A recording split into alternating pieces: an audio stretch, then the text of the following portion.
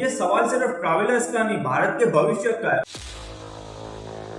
और इंडिया दुनिया की सबसे बड़ी यंगेस्ट पॉपुलेशन वाला कंट्री है, जिसमें 65% पॉपुलेशन 35 की भी एज से कम है।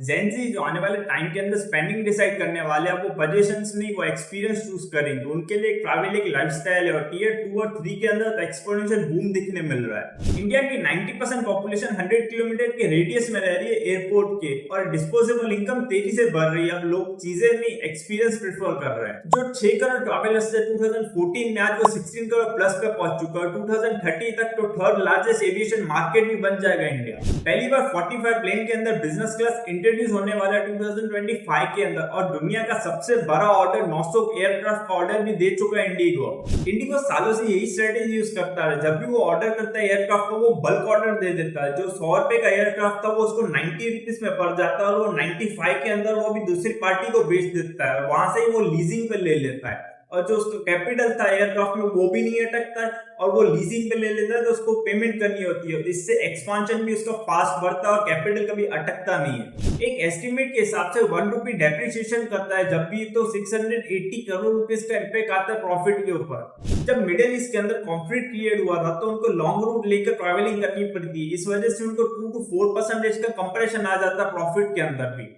चाइना के अंदर जो 80% एयरलाइंस है वो भी स्टेट ओन करता है, और यूएसए और इंडिया के अंदर पूरा 100% प्राइवेटाइजेशन पे है।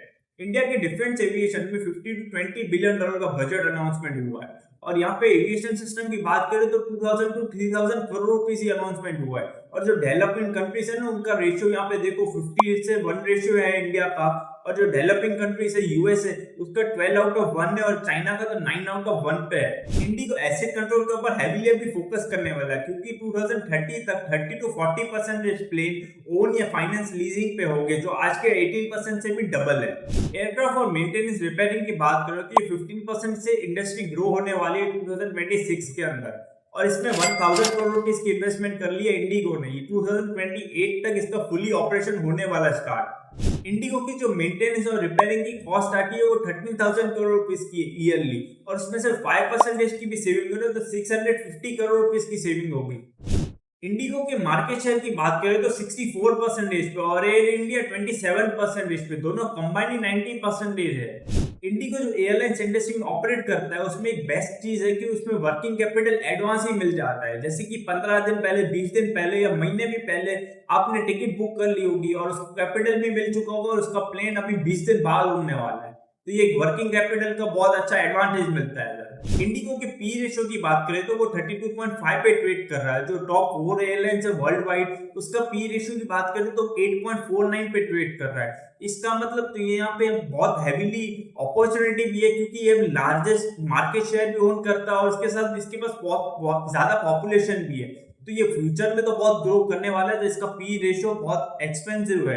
इंडिया का एविएशन मार्केट पिछले 10 सालों के अंदर तो रैपिडली ग्रो किया है। अगर अब यूएसए, चाइना और इंडिया का कंपैरिजन करो पैसेंजर वाइज में, पिछले 10 सालों के अंदर तो इंडिया ने बहुत अच्छी ग्रोथ दिखाई है। 134% की ग्रोथ दिखाई है पैसेंजर के अंदर, और चाइना यहाँ पे 90% पे, और यूएसए तो सिर्फ 25% की ग्रोथ आई है 10 सालों के अंदर। अगर आपने ये दो रेशियो समझ लिए तो एविएशन इंडस्ट्री के अंदर बहुत अच्छे से समझ में आने वाला है। रेवेन्यू अवेलेबल सीट और कॉस्ट अवेलेबल सीट। तो इंडिगो की बात करें तो 5.4 रुपीस का रेवेन्यू कलेक्ट होता है, और उसमें से 4.62 की तो रेवेन्यू के ऊपर कॉस्ट आ जाती है। सेपरेट करने जाएंगे तो 0.78 रुपीस इनको घर पे बचते हैं। वर्ल्ड में जितना भी पैसा एयरलाइन सेक्टर के अंदर इन्वेस्टमेंट हुआ है, उसमें सिर्फ 5.8% पैसा ही सिर्फ इंडिगो के अंदर इन्वेस्टमेंट हुआ है।